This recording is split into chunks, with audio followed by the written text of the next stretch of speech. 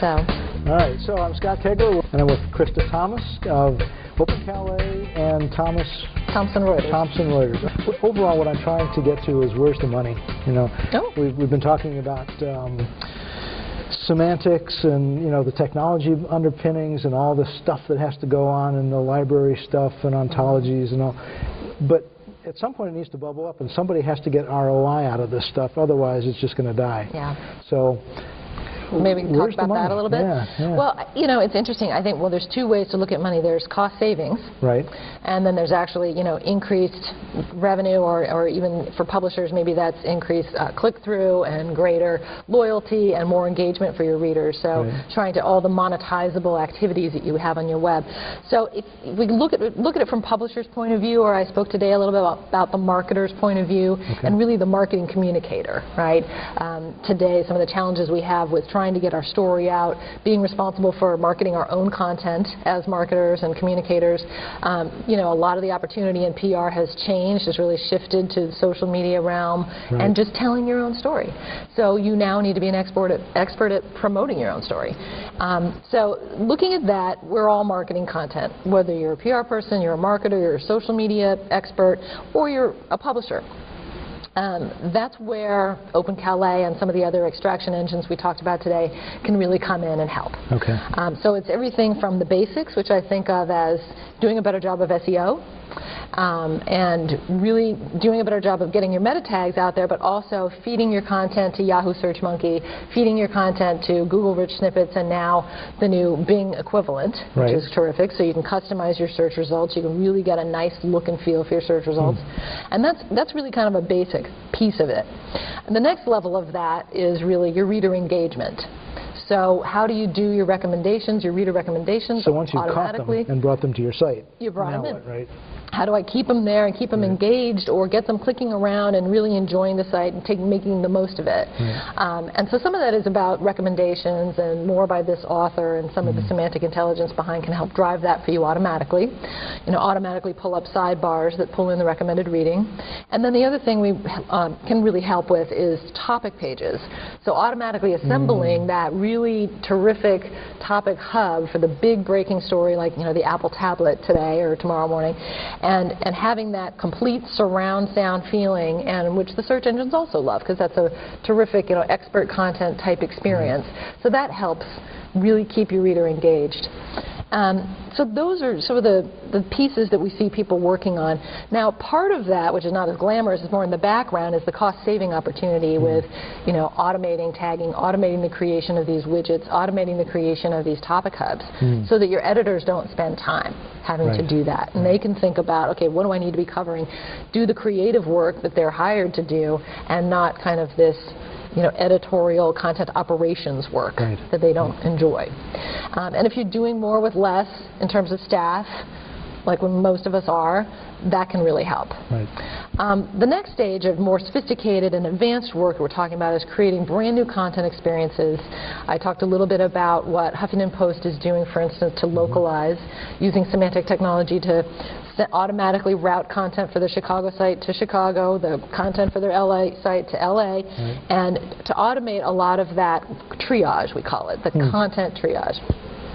Also, sites like Daily Me are doing that to personalize the experience, right? I know that this reader likes to read this kind of stuff. Let's automatically triage the right content to the right reader.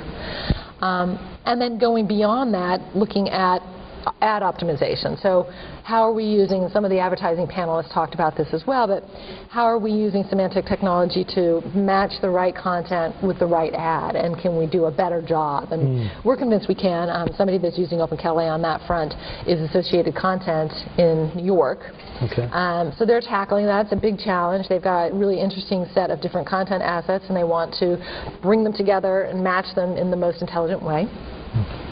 And those are some tough ones. And I think the farthest out, visiony one in terms of, a bit of a work that needs to be done a lot that Scott Brinker really spoke about today on the marketing panel was leveraging linked data to distribute your branded content out there. And if it's really information or if it's data sets, what have you, that you can structure, put up in the linked data cloud and make available for programmatic use by the public. And when you're doing that, Thomson Reuters has been one of the early folks out there doing it. The BBC's out there now. The New York Times is out there.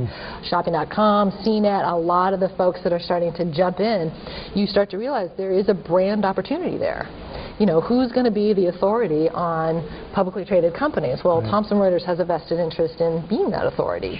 And we're happy to give away some basic assets out there for free to be that authoritative resource, and that reinforces our brand as a trustworthy provider of that kind of information. And so you'll see other brands that will jump into that, and that's really what Scott Brinker spoke to today, that big picture opportunity, what that means for everybody.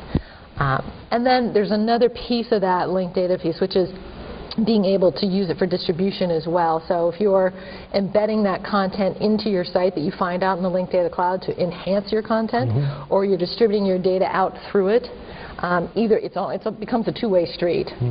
So I think we'll see a lot of people trying to work in that space.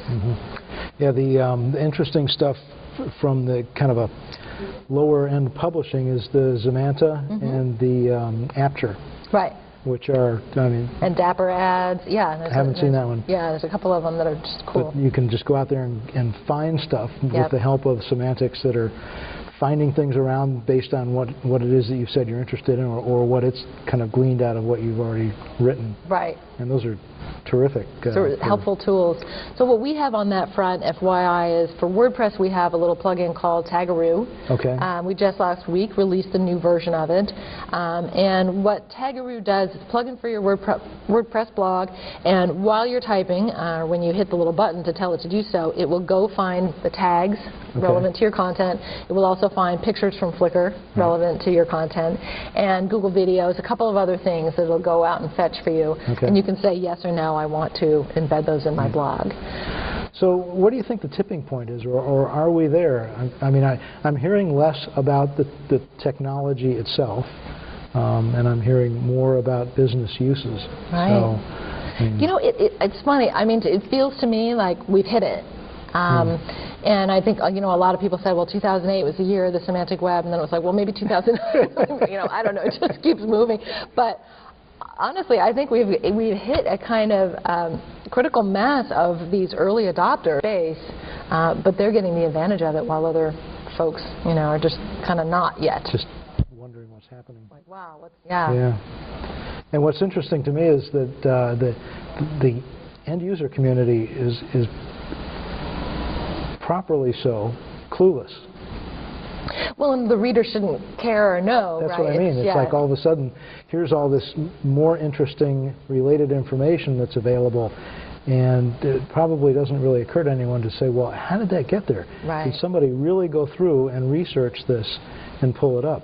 Or it's just better, and I don't know why I like this site so much more, but I do. You know, so I'm there more.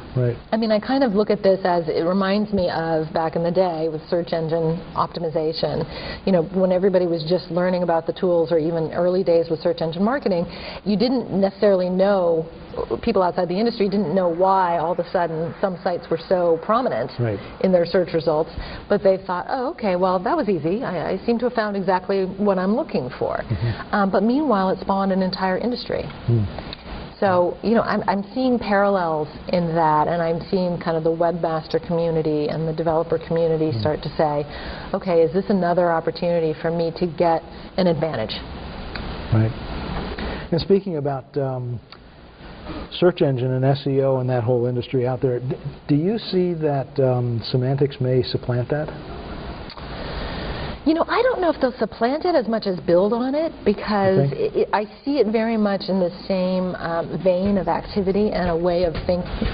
Well, terrific. Yeah, well, thank you so much. Oh, yeah, thank you. Thanks for having me. So, nice to see you again, and good conference. Thanks. Okay.